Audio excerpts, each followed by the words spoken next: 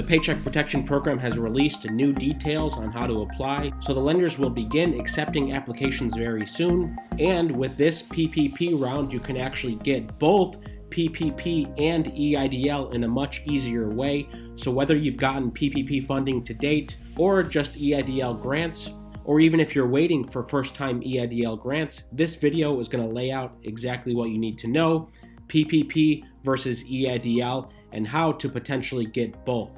Hey everyone, this is Ryder from Skip. It's Thursday, January 7th. I hope you're doing well, staying safe.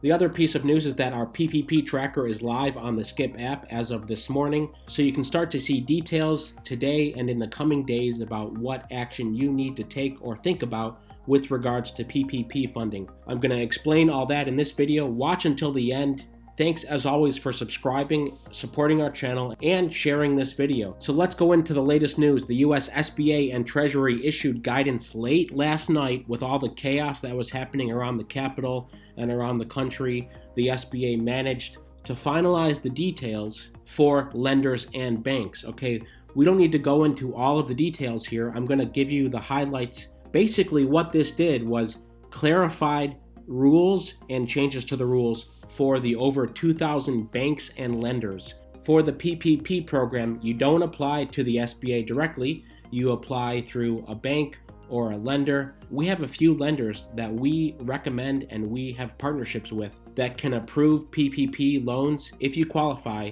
very quickly. Those are going to be on our app as well. And in many cases from the first go around, they were able to approve your loan within a few hours and get you an official SBA PPP loan number and wire the money the next day. So I'm going to talk about how to set yourself up for that and what you need to know. First, the basics. Who can apply to PPP? Any small business now that's under 300 employees, or sole proprietors, independent contractors, and self-employed persons. So specifically for you, you're going to find this interesting because this time around, you can apply for the EIDL grant and the PPP. This is a big change. Before you had to deduct what you got for the grant, and now you don't. I'm going to talk about that, but that's very important. This also includes nonprofits, veterans organizations, or tribal businesses. They changed this around to 300 employees or less. So basically what they sent out were these long documents that are geared towards the lenders. Okay, the lenders have a lot on their back. Basically the lenders and the banks, whether it's Chase or a fintech company like Cabbage, PayPal, or Bluevine, there's a lot of lenders out there.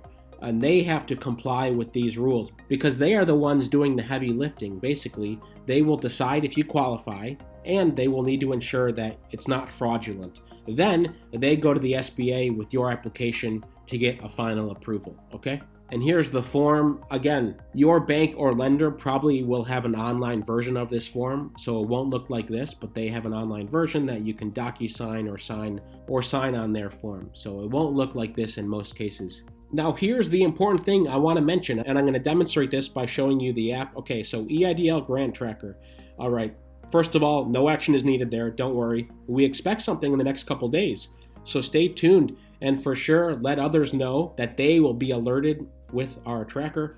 Okay, let's take a look at the info here. Now, let's say you received $2,000. This is just an example, but if you received $2,000 in EIDL grant in the first go round, that means you had to deduct that from PPP funding. Okay, so in many cases, if you were a sole proprietor or one person, let's say, it didn't make sense for you to apply to PPP because probably what you were going to get would have to deduct what you got in the EIDL advance. So now on our new PPP tracker, let me just show you this really quickly. You can put in, again, this is all dummy data here, but you can put in now if you've received previous PPP funding and the lender you used, and if you are interested in PPP funding in the new round, yes or no.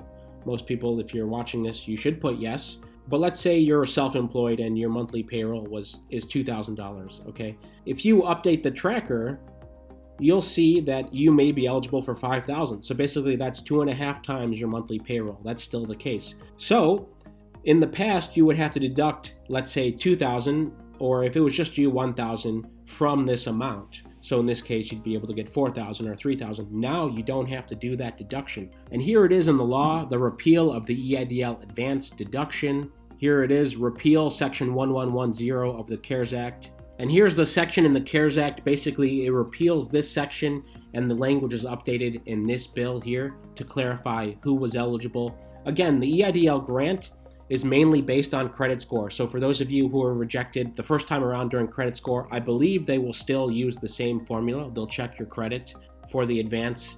I know it's unfortunate because it's a catch-22 where if you have bad credit, you need this probably more than most people, but it also hurts your chances of getting the EIDL grant and loan. So I haven't seen if they've changed that yet because we haven't seen the EIDL guidance, but we have seen the PPP guidance. And here's who's eligible. I'll just say what's on the updated form. An applicant is independent contractor eligible, self-employed individual, or sole proprietor, or employs no more than greater of 500 employees. Again, with EIDL, they made it less than 300. I expect they'll do the same with the PPP, TBD. All SBA loan proceeds will be used only for business-related purposes as specified in the loan application and consistent with the Paycheck Protection Program rule. To the extent feasible, I will purchase only American-made equipment and products. Again, I don't know how they would ever enforce that, but it's more like a, hey, please, if you're going to purchase stuff, make sure it's made in America. And, of course, that the applicant is not engaged in any activity that is illegal under federal, state, or local law. So those are the certifications. So now what's happening is all of the lenders and banks are taking that information and they are starting to figure out their internal processes. So then they can put up forms to start accepting your application. Again, the good news here is that a lot of this has smoothed out. We've talked to several lenders, and we will include these in our recommended lenders. They have all said the same thing. The process is much smoother this time. They've had a few months to prepare, to build the internal processes. They were always waiting for a new round of funding, but many figured it would come eventually. It was a question of when. So they're ready. So we expect it'll be much smoother, a lot less frustrating than the first go around, and quicker. So if you click apply for PPP right now, it just goes to a blog page that basically says, hang tight, the applications aren't open yet. As soon as banks and lenders start to open, we will have information here, and you will be able to directly go and apply for a PPP loan. Again, it's a forgivable loan. Even if it turns into a loan, it's only 1% interest, but as long as you use it for business expenses subject to the rules, you will get it forgiven. Again, that may take time and there will be some interest on the loan, but the bulk of it will be forgiven. So in essence, you can think about it as a grant. So if you think about it that way, basically, you will have opportunities under the EIDL grant program as soon as that goes live and the PPP program. In stimulus news, almost 6% have received their stimulus checks based on our self-reporting. And in vaccine news, we are now over 5 million who've been vaccinated. That's around 2% of the country. It's still very low, very slow, but we know health officials are trying to speed this up and get the ball rolling. Finally, we put up a post last night on not only what happened yesterday at the US Capitol, but also the results of the Georgia Senate runoff and what that means for the $2,000 stimulus checks. It's positive. It's very positive. Of course, there's a lot happening politically right now, so there's just so much news going on. We'll try to keep you posted here on the Skip app. And we just put this up today. You can leave us feedback if you want. Tell us what you want in the Skip app. We're continuing to add features and trackers that will help you, not only with the stimulus, EIDL, PPP, but more. So tell us what you'd like to see and leave your feedback. Again, the number one way we grow is through word of mouth, so feel free to tell others. As always, thank you so much for subscribing, supporting us. Stay well, stay healthy, and we'll see you tomorrow.